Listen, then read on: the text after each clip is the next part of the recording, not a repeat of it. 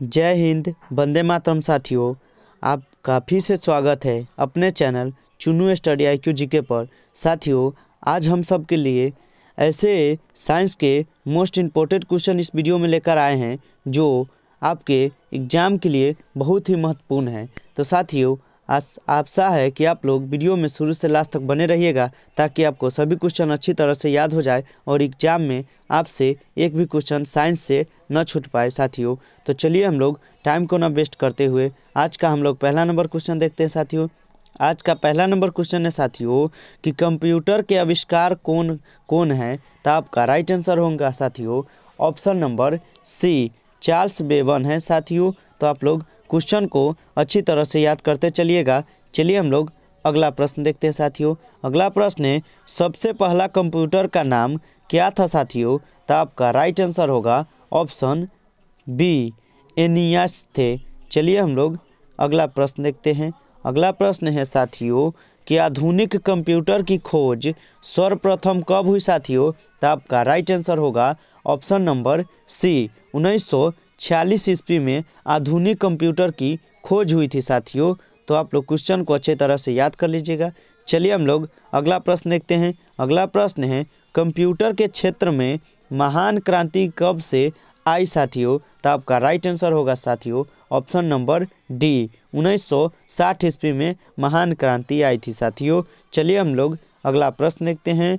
अगला प्रश्न है साथियों कंप्यूटर का हिंदी नाम क्या है। साथियों, तो आपका राइट आंसर होगा ऑप्शन बी, संगणक है। साथियों, तो आप लोग इस क्वेश्चन को अच्छे से याद कर लीजिएगा। चलिए हम लोग अगला प्रश्न देखते हैं। साथियों, अगला प्रश्न है साथियों कि कंप्यूटर का साक्षरता दिवस कब मनाया जाता है। साथियों, तो आपका राइट आंसर होगा ऑप्शन डी, 2 दिसंबर को मनाया जाता है। चलिए हम लोग अगला प्रश्न देखते हैं। अगला प्रश्न है साथियों CPU का पूर्ण रूप क्या है। साथियों, तो आपका राइट आंसर होगा option A, general processing unit होता है। साथियों, तो आप लोग क्वेश्चन को अच्छे से याद कर लीजिएगा। चलिए हम लोग अगला प्रश्न देखते हैं। अगला प्रश्न है इनमें से कौन सर्च इंजन नहीं है।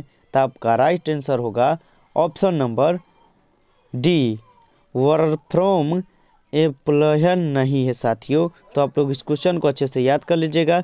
चलिए हम लोग अगला प्रश्न देखते हैं। अगला प्रश्न है निम्न में से कौन इनपुट इकाई है। साथियों, तो आपका राइट आंसर होगा ऑप्शन डी, इनमें से सभी, माउस, कीबोर्ड, स्कैनर, इनमें से सभी है। साथियों, चलिए हम लोग अगला प्रश्न देखते हैं। साथियों, अगला प्रश्न है साथियों 1 किलोबाइट कितने बाइट के बराबर होते हैं। आपका राइट आंसर होगा साथियों ऑप्शन ए, 1024 बाइट के बराबर होते हैं। साथियों, चलिए हम लोग अगला प्रश्न देखते हैं। अगला प्रश्न है 1 मेगाबाइट कितने बाइट के बराबर होते हैं। साथियों, तो आपका राइट आंसर होगा साथियों ऑप्शन ए, 100 किलोवाट का होता है। साथियों, चलिए हम लोग अगला प्रश्न देखते हैं। अगला प्रश्न है साथियों 1 गीगाबाइट कितने बाइट के बराबर होते हैं। साथियों, तो आपका राइट आंसर होगा ऑप्शन बी, 1024 एम्पियर का होता है। साथियों, चलिए हम लोग अगला प्रश्न देखते हैं। अगला प्रश्न है कंप्यूटरों में प्रयुक्त ICP चिप बनते हैं। साथियों, तो आपका राइट आंसर होगा ऑप्शन डी, सिलिकॉन से बनते हैं। चलिए हम लोग अगला प्रश्न देखते हैं। साथियों, अगला प्रश्न है इंटरनेट के पते में पद HTTP का सही विस्तृत रूप है। साथियों, तो आपका राइट आंसर होगा साथियों ऑप्शन डी, जो है आपका राइट आंसर है हैप्पियर नेक्स्ट ट्रांसफर प्रोटोकॉल है। साथियों, चलिए हम लोग अगला प्रश्न देखते हैं। अगला प्रश्न है साथियों किसी कंप्यूटर के प्रोग्राम में बच्चे द्वारा प्रयुक्त भाषा प्रायः कौन सी होती है। साथियों, तो आपका राइट आंसर होगा ऑप्शन सी, लोगो होता है। साथियों, चलिए हम लोग अगला प्रश्न देखते हैं। साथियों, अगला प्रश्न है साथियों एक सुवाह्य निजी कंप्यूटर जो आपकी गोद में रखने लायक छोटा सा होता है क्या कहलाता है। साथियों, तो आपका राइट आंसर होगा ऑप्शन बी, नोटबुक कंप्यूटर कहलाता है। साथियों, चलिए हम लोग अगला प्रश्न देखते हैं। अगला प्रश्न है कोटांतरंक एक प्रोग्राम है वह निम्नलिखित में से किस प्रोग्राम का रूपांतरण है साथियों? तो आपका राइट आंसर होगा साथियों ऑप्शन डी, कोटांतरण से मशीन तक है। चलिए हम लोग अगला प्रश्न देखते हैं साथियों। अगला प्रश्न है मल्टीप्रोसेसिंग होती है साथियों, मल्टीप्रोसेसिंग किस में होती है साथियों? तो आपका राइट आंसर होगा ऑप्शन बी, एक से अधिक प्रोसेसर द्वारा में होता है साथियों। चलिए हम लोग अगला प्रश्न देखते हैं साथियों। अगला प्रश्न है निम्नलिखित में से ऑप्टिकल मेमोरी है? तो आपका राइट आंसर होगा साथियों ऑप्शन नंबर सी, CD रोम है साथियों। तो आप लोग क्वेश्चन को अच्छे से याद कर लीजिएगा। चलिए हम लोग अगला प्रश्न देखते हैं। अगला प्रश्न है CPU में कंट्रोल मेमोरी और तीसरा कौन सा यूनिट होते हैं दोस्तों? तो आपका राइट आंसर होगा ऑप्शन डी, अर्थमेटिक लॉजिक होते हैं साथियों। चलिए हम लोग अगला प्रश्न देखते हैं। अगला प्रश्न है साथियों CPU के ALU में होते हैं साथियों? तो आपका राइट आंसर होगा साथियों ऑप्शन बी, रजिस्टर होते हैं साथियों। चलिए हम लोग अगला प्रश्न देखते हैं। अगला प्रश्न है साथियों गणना और तुलना के लिए कंप्यूटर के किस भाग का प्रयोग किया जाता है साथियों? तो आपका राइट आंसर होगा ऑप्शन सी, ALU का प्रयोग किया जाता है। चलिए हम लोग अगला प्रश्न देखते हैं। अगला प्रश्न है साथियों एक हार्डवेयर डिवाइस जो डाटा को अर्थपूर्ण इन्फॉर्मेशन में परिवर्तित करता है वह कौन सा है साथियों? तो आपका राइट आंसर होगा ऑप्शन ए, प्रोफेसर है सर साथियों। चलिए हम लोग अगला प्रश्न देखते हैं साथियों। अगला प्रश्न है प्रोफेसर के 3 मुख्य भाग है।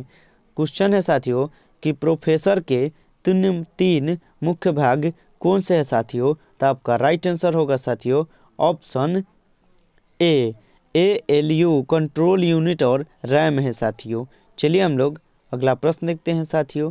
अगला प्रश्न है साथियों CPU और IO के बीच सिग्नलों के मूवमेंट को कौन नियंत्रित करता है साथियों? तो आपका राइट आंसर होगा साथियों ऑप्शन बी, ALU करता है साथियों। चलिए हम लोग अगला प्रश्न देखते हैं। अगला प्रश्न है कंप्यूटर के सेंट्रल प्रोसेसिंग यूनिट का एजुकेशनल है? तो आपका राइट आंसर होगा साथियों ऑप्शन सी, गणनाएं और प्रोसेसिंग करता है साथियों। चलिए हम लोग अगला प्रश्न देखते हैं। अगला प्रश्न है निम्न में से कौन सा कंप्यूटर का बुनियादी कार्य नहीं है साथियों? तो आपका राइट आंसर होगा साथियों ऑप्शन बी, टेक्स्ट को स्कैन करना। चलिए हम लोग अगला प्रश्न देखते हैं साथियों। अगला प्रश्न है साथियों परिचालन का संपन्न करता है साथियों परिचालन का संपन्न कौन करता है? तो आपका राइट आंसर होगा ऑप्शन बी, अर्थमेटिक करता है। चलिए हम लोग अगला प्रश्न देखते हैं साथियों। अगला प्रश्न है